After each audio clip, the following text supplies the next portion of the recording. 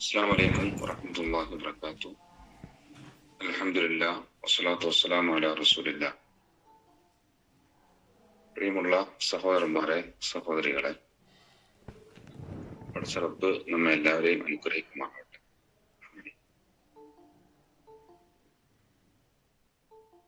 പ്രവാചകൻ സല്ലല്ലാഹു അലൈഹി വസല്ലം പരലോകത്തെയും ഇഹലോകത്തെയും താരതമ്യം ചെയ്തുകൊണ്ട്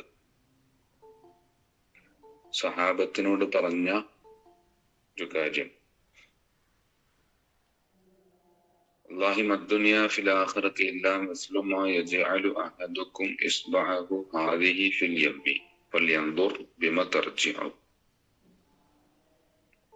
അല്ലാഹുവാണ് സത്യം.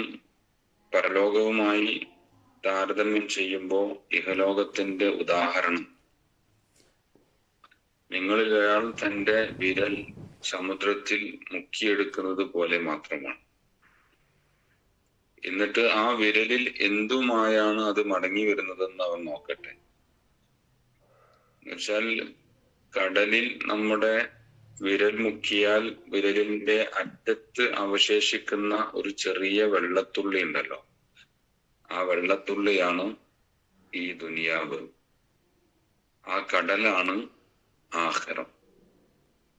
ഇതാണ് പ്രവാചകൻ സല്ലല്ലാഹു അലൈഹി വസല്ലം വളരെ സുന്ദരമായ ഒരു ഉപമയിലൂടെ ദുനിയാവിന്റെയും ആഖിറത്തിന്റെയും വ്യത്യാസം നമുക്ക് പഠിപ്പിച്ചു തരികയാണ്.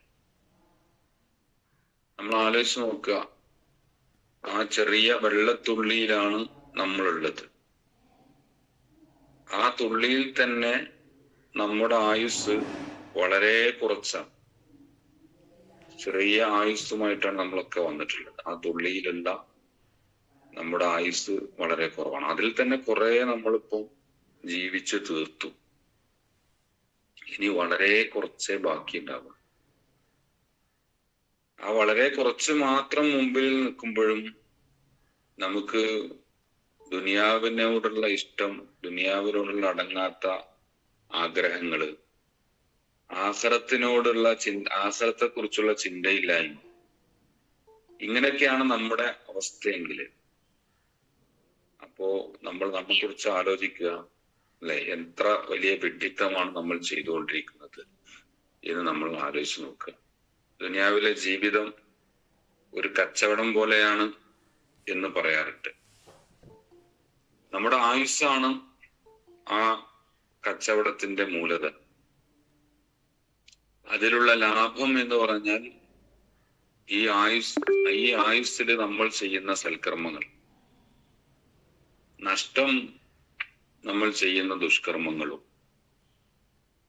അപ്പൊ ഒരു കച്ചവടക്കാരൻ തന്റെ കച്ചവടത്തിൽ എത്ര ശ്രദ്ധാലുവായിരിക്കും, ഓരോ നിമിഷവും അവൻ ലാഭനഷ്ടങ്ങൾ ഇങ്ങനെ കണക്കുകൂട്ടിക്കൊണ്ടിരിക്കും. ഇതുപോലെ നമ്മുടെ ഓരോ നിമിഷവും ഓരോ ദിവസവും നമ്മൾ എന്തിനാണ് ഉപയോഗിക്കുന്നതെന്ന് ചിന്തിക്കണം.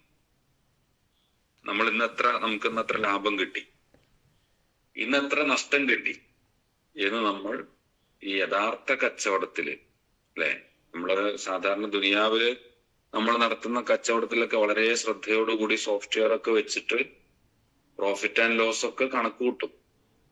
നമ്മുടെ മൈഷത്തിന് വേണ്ടിയുള്ള, ദുനിയാവിൽ ജീവിക്കാനുള്ള ഒരു ഉപജീവന മാർഗത്തിന് വേണ്ടി അത്രയും നമ്മൾ ശ്രദ്ധിക്കുന്നുണ്ട്. പക്ഷെ യഥാർത്ഥ കച്ചവടം ശരിക്കും ഈ ആഖിറത്തിലേക്കുള്ള കച്ചവടം. അതാണ് നമുക്ക് ഉപകാരപ്പെടുക, എന്നൊന്നും നമ്മുടെ കൂടെ ഉണ്ടാകും. പക്ഷെ ആ കച്ചവടത്തിൽ നമ്മൾ എത്ര ലാഭകരമാണ്, അതല്ല എത്ര നഷ്ടകരമാണ് എന്നതിനെ കുറിച്ചുള്ള ഒരു ചിന്തയും ഇല്ലാതെ നമ്മൾ ജീവിക്കാൻ പാടില്ല. നമ്മൾ ആലോചിക്കണം ഓരോ ദിവസവും എത്ര നഷ്ടം കിട്ടി, എത്ര ലാഭം കിട്ടിയെന്ന്. കാരണം ഫൈനൽ യൗമ അമലുൻ വല ഹിസാബ്. ഇന്ന് പ്രവർത്തനങ്ങളുടെ ദിവസമാണ്, വിചാരണയില്ല. ഇപ്പൊ നമ്മൾ ജീവിച്ചുകൊണ്ടിരിക്കുന്നത് കർമ്മങ്ങളുടെ സമയത്താണ്. നമ്മൾക്ക് എത്രയും കർമ്മങ്ങൾ ചെയ്യാം. അത് എന്ത് കർമ്മവും ചെയ്യാം, നല്ലതും ചെയ്യാം, ചീത്തതും ചെയ്യാം. ചോദിക്കാനും പറയാനൊന്നും ചിലപ്പോ ആരും ഉണ്ടായിക്കൊള്ളുന്നില്ല, അല്ലെ? എന്ത് തെമ്മാടിത്തരവും ചെയ്ത് ജീവിച്ചാലും നമ്മൾക്ക് ചിലപ്പോ പിന്നെ ആരും കാണാതെ എല്ലാരും മുമ്പിലും മാനന്മാരായിട്ടൊക്കെ നടക്കാൻ പറ്റും. ഹിസാബ് ഇവിടെ അല്ല ഉള്ളത് എന്നുള്ളതുകൊണ്ടാണ്. വഗദൻ ഹിസാബുൻ വലാ അമൽ. എന്നാൽ നാളെ അത് വിചാരണയുടെ ദിവസമാണ്, അന്ന് കർമ്മങ്ങളില്ല. അല്ലെ? അപ്പോ ഒരിക്കൽ ഹസനുൽ ബസ്രി റഹ്മത്തുള്ളാഹി അലൈഹി അദ്ദേഹം ഒരു ജനാസയെ അനുഗമിക്കുന്ന സമയത്ത് ഖബറിനരികിൽ വെച്ചിട്ട് അദ്ദേഹം അടുത്തുള്ള ആളോട് ചോദിച്ചു, ഈ മയ്യത്ത് ഇപ്പോ ദുനിയാവിലേക്ക് തിരിച്ചു വരാൻ ആഗ്രഹിക്കുന്നുണ്ടാവും? അപ്പോ ഇയാള് പറഞ്ഞു, തീർച്ചയായും തിരിച്ചു വന്നിട്ട് ഒരുപാട് സൽക്കർമ്മങ്ങൾ ചെയ്യാൻ ആഗ്രഹിക്കുന്നുണ്ട്. അപ്പോൾ ഹസനുൽ ബസ്രി റഹ്മത്തുള്ളാഹി അലൈഹി ഇദ്ദേഹത്തോട് പറഞ്ഞു, ഹാഹുവ ഖദ് ഫാതഹു ഫലാ തഫുത്ക അൻത. ആ അവസരം അദ്ദേഹത്തിന് നഷ്ടപ്പെട്ടു, എന്നാൽ അത് താങ്കൾക്ക് നഷ്ടപ്പെടാതിരിക്കട്ടെ. എന്നുവെച്ചാൽ ആ മയ്യത്തിന് സാധിക്കാത്തത് നമുക്കിപ്പോ സാധിക്കുമല്ലോ, പിന്നെ എന്തുകൊണ്ടാണ് നമ്മൾ അത് ചെയ്യാത്തത്? ആ മയ്യത്ത് ഇപ്പോ വലിയ ഒരു ആഗ്രഹമായി, ഒരടങ്ങാത്ത അഭിലാഷമായി ഇങ്ങനെ മനസ്സിൽ കൊണ്ടു നടക്കുന്ന ഒരു സംഗതി.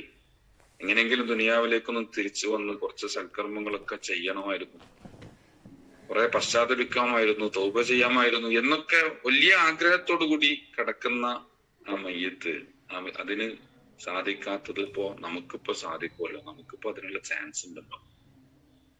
എന്നിട്ടും എന്തുകൊണ്ടാണ് നമ്മളത് ചെയ്യാത്തത് എന്നാണ് അദ്ദേഹം ചോദിച്ചത്. സഹോദരന്മാരെ, സഹോദരികളെ, ഇത് നമ്മൾ ഓരോരുത്തരും ആലോചിക്കേണ്ട കാര്യം. ഒരിക്കൽ പ്രവാചകൻ സല്ലല്ലാഹു അലൈഹി വസല്ലമയും ഒരു ഖബർ മറമാടുന്ന സമയത്ത് സഹാബികളോട് പറഞ്ഞു, ഈ ഖബറിൽ കിടക്കുന്ന ആള് ഇപ്പോ ഏറ്റവും കൂടുതൽ ആയിട്ട് ആഗ്രഹിക്കുന്ന ഒരു സംഗതി ദുനിയാവിലേക്ക് വന്ന് 2 റക്അത്ത് നമസ്കരിക്കണം. അദ്ദേഹത്തിന്റെ ഏറ്റവും വലിയ അഭിലാഷം അതാണ്. 2 റക്അത്ത് ദുനിയാവിൽ ഒന്നുകൂടി തിരിച്ചു വന്നിട്ട് നിസ്കരിക്കണം എന്നാണ്. വെറും 2 റക്അത്ത്, അതിന് 2-3 മിനിറ്റേ വേണ്ടി വരും, അല്ലെ? അപ്പോ നമുക്ക് എത്രയധികം സമയം നമ്മുടെ മുമ്പിൽ ഉണ്ടായിട്ടും അതിനൊന്നും പ്രാധാന്യം കൊടുക്കാതെ, സൽക്കർമ്മങ്ങളിലൊന്നും ആവേശം കാണിക്കാതെ, നമ്മുടെ ഒരു ഹവയില്, ഒരു ഒഴുക്കിനനുസരിച്ച് അങ്ങനെ ജീവിക്കുകയാണെങ്കിൽ സഹോദരന്മാരെ, നമ്മുടെ യഥാർത്ഥ ജീവിതം തുടങ്ങുന്നത് ഖബറിലാണ് എന്ന് നമ്മൾ മനസ്സിലാക്കണം. അത് ഒന്നുകിൽ സ്വർഗ പൂന്തോപ്പുകളിൽ നിന്നുള്ള ഒരു പൂന്തോപ്പായിരിക്കും, അല്ലെങ്കിൽ നരകക്കുഴികളിൽ നിന്നുള്ള ഒരു കുഴിയാവും. അവിടെ കർമ്മങ്ങൾ ചെയ്യാൻ ഒരു ചാൻസും കിട്ടൂല. ഖബറിൽ വെച്ച് കുറെ സുബ്ഹാനല്ലാഹ്, അൽഹംദുലില്ലാഹ്, അസ്തഗ്ഫിറുല്ലാഹ്, സ്വലാത്ത് ഒക്കെ ചൊല്ലി കിടക്കാം എന്ന് വിചാരിച്ചാൽ നടക്കൂല. കുറെ സമയം ഉണ്ടാവും, ഫ്രീ ആണ്, വിചാരണ തടവുകാരനെ പോലെ ഇങ്ങനെ കിടക്കുകയായിരിക്കും, അല്ലെ? എന്താണ് നമ്മൾ ചെയ്തു കൂട്ടിയത് നമുക്കറിയാം. അതിനുള്ള വിചാരണ എത്താൻ വേണ്ടി ഇങ്ങനെ കാത്തു നിൽക്കുകയാണ്, അല്ലെ? സ്വർഗത്തിൽ നിന്നും നരകത്തിൽ നിന്നൊക്കെയുള്ള അനുഭവങ്ങൾ, അതിന്റെയൊക്കെ ഒരു ചെറിയ സാമ്പിൾ അവിടെ അനുഭവിക്കുകയും ചെയ്യാം. നമുക്കപ്പോ നമ്മുടെ രക്ഷക്ക് നമ്മുടെ കർമ്മങ്ങൾ മാത്രമേ ഉണ്ടാവുള്ളൂ, നമ്മൾ ചെയ്ത സൽക്കർമ്മങ്ങൾ. നമ്മൾ ഓതിയ ഖുർആൻ നമുക്ക് വെളിച്ചമാവും, അല്ലെ? നമ്മുടെ നമസ്കാരം അവിടെ നമുക്ക് കാവലുണ്ടാവും, നമ്മുടെ ദാനധർമ്മങ്ങൾ നമുക്ക് അവിടെ തണലിട്ട് തരും. ഇതൊക്കെ അവിടെ വെച്ച് നമുക്ക് കിട്ടും അതിന്റെ ഗുണം. അപ്പോ ഈ സമയത്ത് നമ്മുടെ ഖബറിനെ കുറിച്ചൊക്കെ ആലോചിക്കുക. നമ്മളിപ്പോ അവിടെ ബെഡ്റൂമിൽ കിടന്നുറങ്ങി സുഖമായിട്ട് ഉറങ്ങിയിട്ട് എഴുന്നേറ്റ് വരികയാണ്. പക്ഷെ ആരും കൂട്ടിനില്ലാതെ ആ 6 അടി മണ്ണില് ഇങ്ങനെ ഇടുങ്ങി, അല്ലെ, ഒന്ന് തിരിയാനും അറിയാനൊന്നും കഴിയാത്ത അത്രയും ചെറിയ ആ ഒരു ഇടത്ത് നമ്മൾ കുറെ കാലം കിടക്കുന്നതിനെ കുറിച്ചൊന്ന് ആലോചിക്കുക, അല്ലെ? അപ്പൊ അവിടെ സുഖം കിട്ടാൻ, അവിടെ സൗകര്യങ്ങൾ ഉണ്ടാവാൻ എന്താ ചെയ്യേണ്ടതെന്നല്ലേ നമ്മൾ ആലോചിക്കേണ്ടത്? അതാണ് നമ്മൾ ആലോചിക്കേണ്ടത്. അതാലോചിക്കണം. ബാക്കി കുറെ കാര്യങ്ങൾ ആലോചിച്ചിട്ട് ഒരു ഉപകാരമില്ലാത്ത കുറെ കാര്യങ്ങളിലാണ് പലപ്പോഴും നമ്മുടെ ആലോചനകളൊക്കെ നിറഞ്ഞു നിൽക്കുന്നത്. അതല്ല വേണ്ടത്. നമ്മുടെ മരണശേഷമുള്ള നമ്മുടെ ജീവിതത്തെ കുറിച്ച് നമ്മൾ ആലോചിച്ചുകൊണ്ടിരിക്കുക. അല്ലാഹു സുബ്ഹാനഹു വ തആല ഖബർ ശിക്ഷയിൽ നിന്നും നരക ശിക്ഷയിൽ നിന്നും നമ്മെ എല്ലാവരെയും കാത്തുരക്ഷിക്കുമാറാവട്ടെ. ഈമാനോടുകൂടി ജീവിക്കുവാൻ, തഖ്വയോടെ ജീവിക്കാൻ, ഈമാനോടുകൂടി മരണപ്പെടാൻ പടച്ചറബ് നമുക്കൊക്കെ തൗഫീഖ് നൽകി അനുഗ്രഹിക്കുമാറാവട്ടെ. കുറ്റങ്ങൾ, ചെറുതും വലുതുമായ പാപങ്ങൾ അള്ളാഹു അതൊക്കെ നമുക്ക് വിട്ടുപുറത്ത് മാപ്പാക്കി തരുമാറാവട്ടെ. ربنا آتنا في الدنيا حسنة وفي الآخرة حسنة وقنا عذاب النار. وصلى الله تعالى على سيدنا محمد. السلام عليكم ورحمة الله.